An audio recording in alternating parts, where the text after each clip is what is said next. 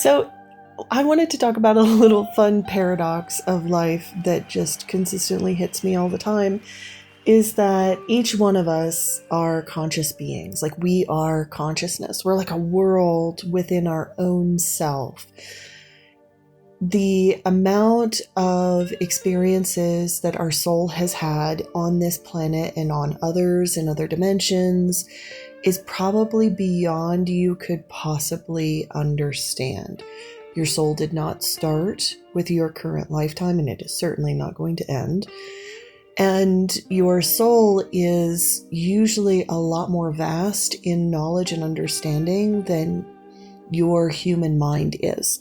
And that's pretty much why all spiritual paths are kind of like a loosening of the rigidity of human consciousness, and growing in expansion to take in the lessons of the soul, take in the wisdom and the memories of the soul. And that could be your past lifetimes here as another human being. It could be past lifetimes as an animal, as a mineral, as a being on another planet.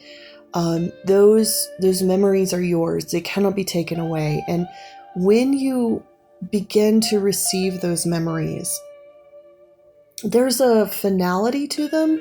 Like it's like you just know it. You can't really shake it. It's not something that anyone can argue away from you. You can try to forget about it, kind of like you try to forget about your taxes and about that closet in your bedroom that you really need to clean out, but it's still there and you know it's there. So you might as well stop fooling yourself and accept your memories and accept what your soul is showing you, because it's going to allow you to expand your consciousness. Now, one of the consequences to the expansion of consciousness is that as humans, we are herd animals, and everyone around you is going to begin the process of expansion. Now, in ancient times, they called this Shaktipat. Shaktipat is simply my Kundalini activates your Kundalini. So it's basically my biorhythms and my plasmic field basically affects yours. If we focus on each other, we affect each other. And that's why human interaction is the most valuable experience we will ever have on this planet, because we are interacting with another infinite soul that is also trying to expand its consciousness through the human ego to create a greater sense of transcendent awareness. And as two people begin to do that, a lot of weird things come up. And it's very easy to kind of get lost in narratives of like, oh, this person's evil, or oh, I'm evil, or oh, this is wrong. Even the greatest yogis and mystics in this world who walked this earth still had issues with their family. They still had issues with relationships.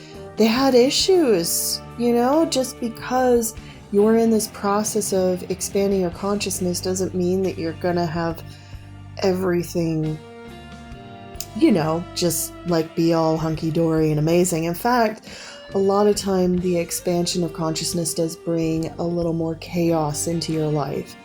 Now, the level at which you can reorganize that chaos, now that is an indication of expansion.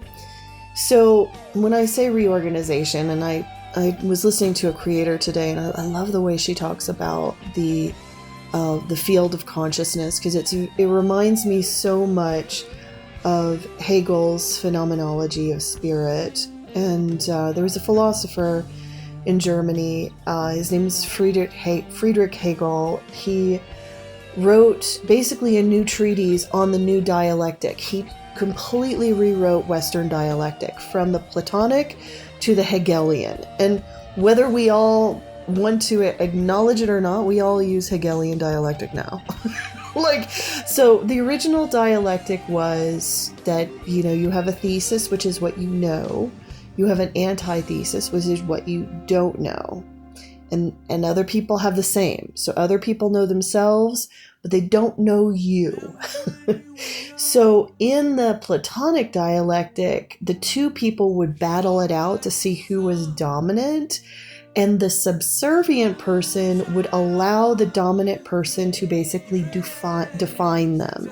And it created a master-slave kind of system of what we know as patriarchy. Well, good old Hegel said, actually, this keeps consciousness bounded.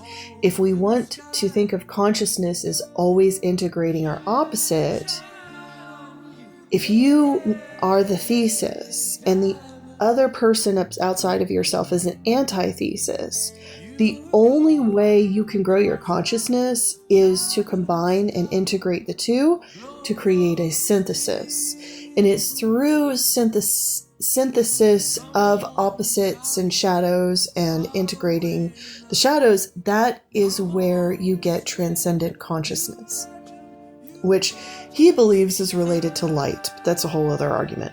So the thing is, we all believe this now, whether we like it, because one of the greatest minds in psychology, which is Carl Jung, based all of his psychological treatises on the Hegelian dialectic.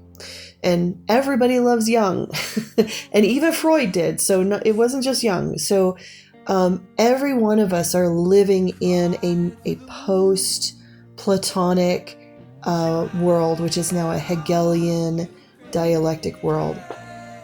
And so what that means is that every opportunity that you have to interact with another human being to discover yourself is an opportunity for you to expand in consciousness, as well as the other person too, and whether they want to agree to it or not. And that's the thing, is this is free will as to whether people want to stay in that master-slave dialectic of the past, or if they want to move into a more expansive, transcendent consciousness of the future.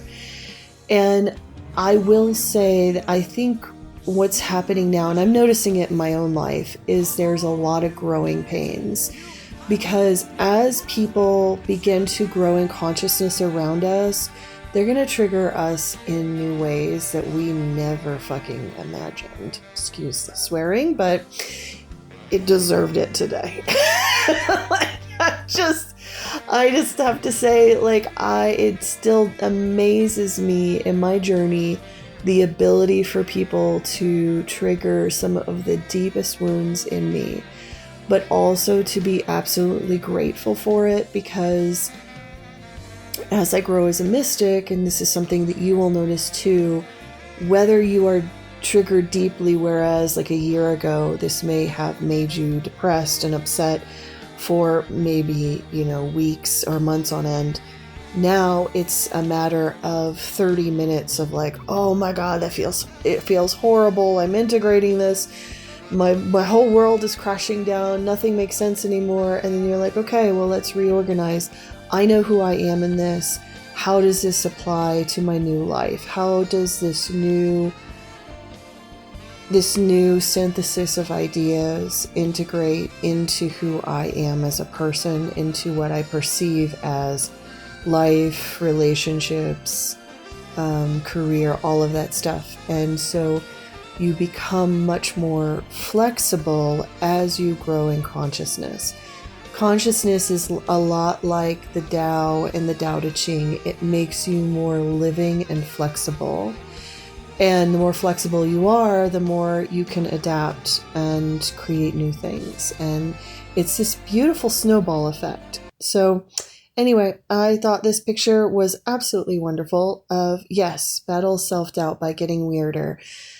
Lean into the triggers and heal yourself and figure out who you are in the mix, because you just might surprise yourself. And yeah, even though you're probably like a little ashamed at how emotional you were earlier. But hey, c'est la vie, right? Life is all about learning. And we have good old metaphysicians to thank for that.